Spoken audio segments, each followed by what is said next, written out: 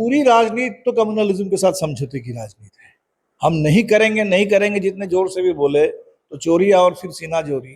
तो जब जिस दिन से उन्होंने बीजेपी के साथ हाथ मिलाया, उन्होंने कम्युनलिज्म के साथ समझौता किया, क्योंकि बीजेपी कम्युनलिज्म की पार्टी है। ये तो पूरे पूरे दुनिया में जग जाहिर बात है।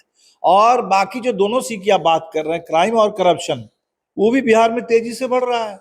हम तो यात्रा में थे, लोग कह रहे थे बिहार में 3 चीज है जो तेजी से भाग रही है। एक है अपराध की घटनाएं, एक है भ्रष्टाचार, ये जो पुल टूट रहे हैं, तटबंध टूट रहा है, ये क्या है? भ्रष्टाचार है। विकास के अंदर लूट का विकास हुआ है, और स्मार्ट मीटर भाग रहा है।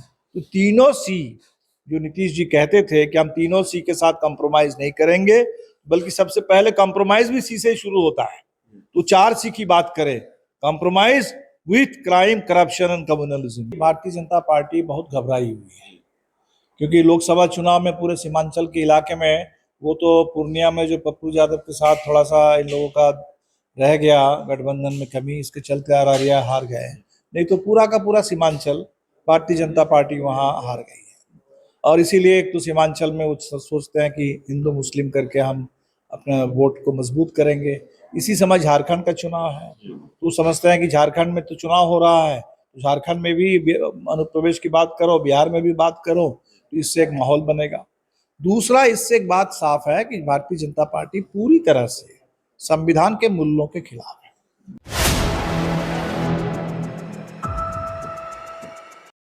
नमस्कार, आप देख रहे हैं 4 PM और मैं हूं अभिषेक मिश्रा। देखिए, इस वक्त हमारे साथ CPI-ML के राष्ट्रीय महासचिव दीपांकर भट्टाचार्य हैं।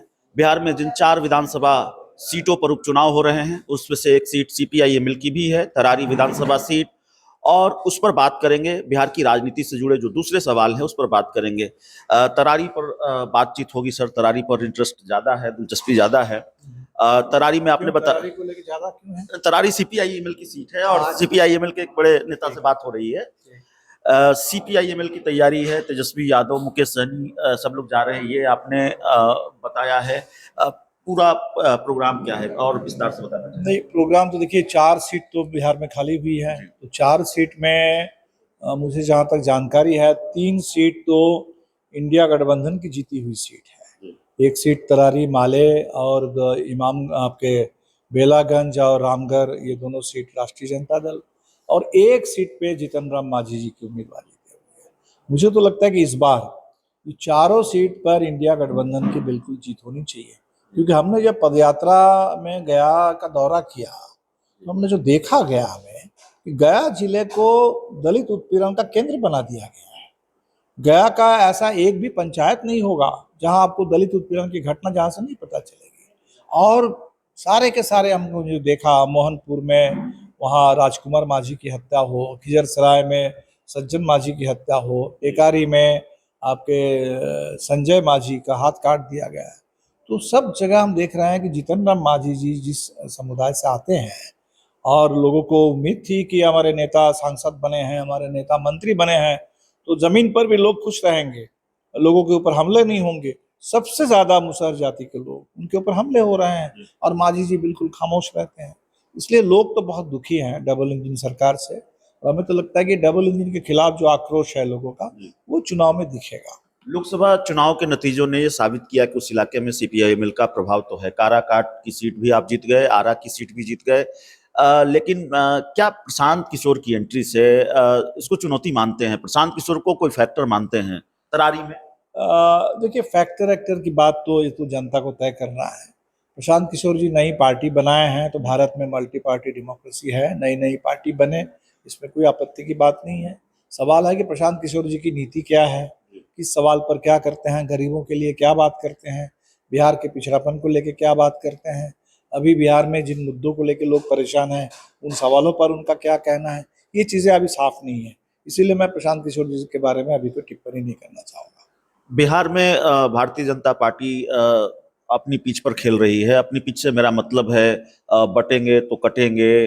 गिरिराज सिंह की हिंदू स्वाभिमान यात्रा, फिर बीजेपी सांसद प्रदीप कुमार का जो बयान आया, आपको लगता है भारतीय जनता पार्टी को इससे कोई फायदा होगा? कैसे देखते हैं इसमें इससे दो चीज देखिए बहुत साफ है। एक, भारतीय जनता पार्टी बहुत घबराई हुई है, क्योंकि लोकसभा चुनाव में पूरे सीमांचल के इलाके में वो तो पूर्णिया में जो पप्पू यादव के साथ थोड़ा सा इन लोगों का रह गया गठबंधन में कमी, इसके चलते अररिया हार गए, नहीं तो पूरा का पूरा सीमांचल भारतीय जनता पार्टी वहाँ हार गई है।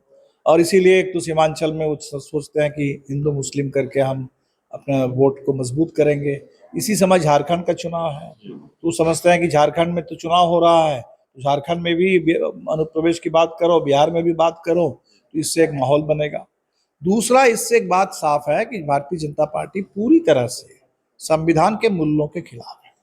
तो हमने तो देखा कि जिस समय गिरिराज सिंह की यात्रा चल रही थी, उसी समय हमारी भी यात्रा चल रही थी, और उस यात्रा में हमने जो बिहार की चिंता देखी, बच्चे आ रहे थे हमारे पास कि बिहार में स्कूल ठीक से नहीं चल रहे हैं, सरकारी स्कूल और बेहतर ढंग से चले, और ज्यादा स्कूल बंद किए जा रहे हैं, और ज्यादा नए स्कूल हो। तो जहाँ स्कूल एजेंडा है बच्चों के लिए, जहाँ स्कूल एजेंडा है बिहार के आम लोगों के लिए, वहाँ त्रिशूल बांट रहे हैं, त्रिशूल की बात कर रहे हैं। तो इनकी पूरी बातें, वो जनता से कोई लेना देना नहीं है, बिहार से लेना देना नहीं है। और जो अनुप्रवेश घुसपैठ करके चिल्ला रहे हैं, इनको तो पता होना चाहिए कि देश की जो सीमा है, सीमा की सुरक्षा वो सेंट्रल गवर्नमेंट का काम है, किसी स्टेट गवर्नमेंट का काम नहीं है। वो जो बॉर्डर सिक्योरिटी फोर्स है, अमित शाह के मातहत काम करती है।